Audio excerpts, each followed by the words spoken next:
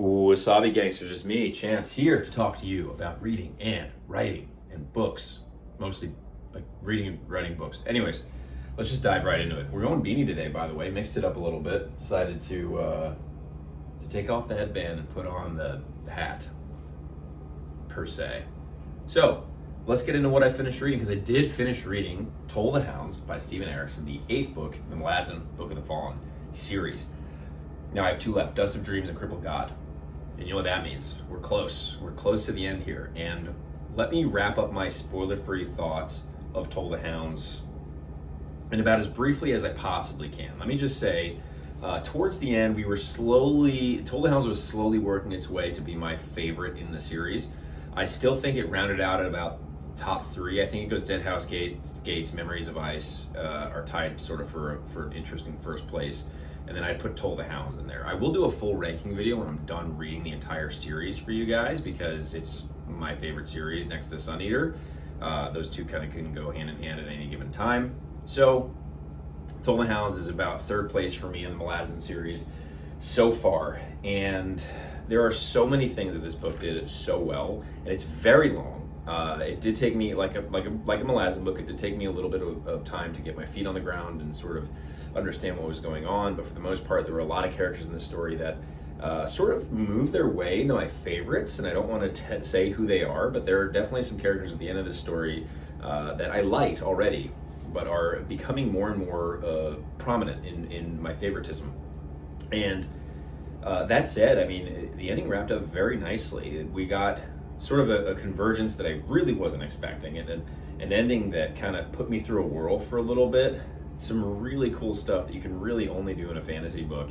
And Steven Erikson, I commend you, not that you'll ever see this, but this is one of the most tremendous books I've ever read, Toll the Hounds. It is deeply emotional, there's a deep exploration of grief and compassion, particularly in this one.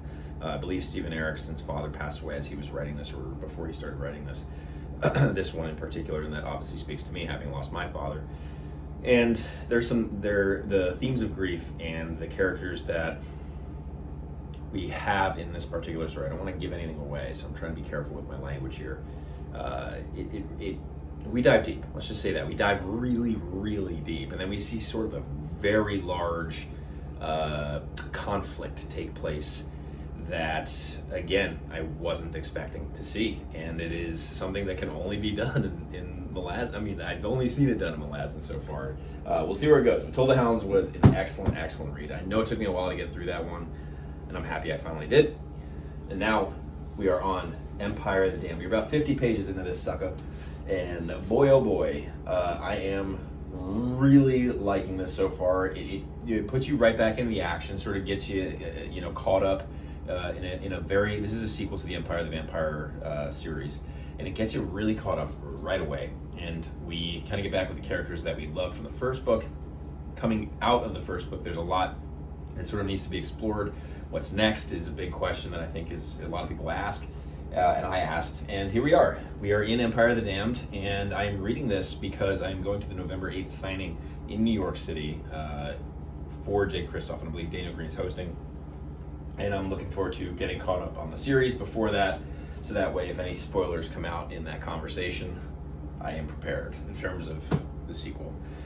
Then we have a minor book haul, because that's it for the reading so far, what I've caught up on. I will be getting into more manga soon.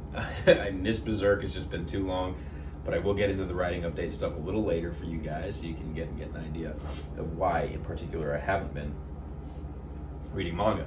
That said, after I finish Empire of the Damned, I do have the arc for Shadows Upon Time on my Kindle. And it will either be choosing that, I have to read the Tales of the Sun Eater Volume 4 first, so I will be reading that. I think, I actually might have some time this weekend to kind of get caught up on that, so I think I'm going to read Tales of the Sun Eater Volume 4 on my Kindle, and I will be reading The Invisible Life of Adie Larue still, continuing that journey. Not much to say on that just yet, but yeah, I really honed in on Toll the Hounds this past week. And then I will be doing Tales of the Sun Eater Volume 4 as far as the TBR, and I will be reading Shadows Upon Time or Dust of Dreams. I'm leaving myself kind of open to possibilities there. So let's do a quick book haul. I got the 3rd book in Revecca Roanhorse's I think top series, top trilogy, that won the Hugo Award this year. And Broken Binding did their editions of it for the last 3 months. And we got Mirrored Heavens here, which is also an awesome name for a book. This is a lovely, lovely edition. I mean, Broken Binding just doesn't miss. So we got that there. We have Cry Havoc by Jack Carr, my favorite political thriller series, modern terminal-ish series on, it's a show on Amazon as well as a book series. This is a prequel, actually, to James Reese's father back in the Vietnam days, I believe, Macbeth Song, which is supposed to be a badass book. This is actually signed by the author as well. It has a bullet hole in the signing page. I think it's a tip-in sheet with a 5.56 round that went through, which is sick. You always love to see. Let me see if I can get that on the screen, actually. I know I Samwise hopefully will see this one and get jealous. Oh, a little card fell out. But look, there you go. Very sick. Very stoked about this one. This is actually like, the Terminalist series was actually my first journey into fiction, reading fiction. And so this has a particular place in my heart. And then we got the deluxe edition, the one everybody's showing everywhere, of Red Rising. I will pull the naked hardback out. I will not show all of the art, but we have the slipcase here. This goes on the front under the TV because it's just so freaking beautiful. Look at that cover. I mean, this is unreal. This makes me like the naked hardback, I think, a little bit more. I typically am a dust jacket guy, but yeah, I mean, this is just a spectacular edition of a book. To a series that I thoroughly enjoy that I have to get back to. I have Dark Age next, and I know I hear a lot of things about that, so I'm looking forward to getting into that when the time comes. So, that's it for the reading, guys. I'm going to talk about my writing now. A lot of updates here. If you're just here for the reading, thanks so much for joining me. But let's get into the writing. So, I got the manuscript back on Monday from Dave Butler, my developmental editor, and we dove into the book. And I am currently done. I'm up to the fifth. I'm sort of into the fifth chapter as far as my edits. If you guys want to see the specific word count that I have for Mercy, Ill is the Fate, my newsletter and my Patreon post will have it. My newsletter goes out every Thursday. I'm actually putting it out after I film this. And it will have the specific word count of where I'm at and where I was when I started the edit.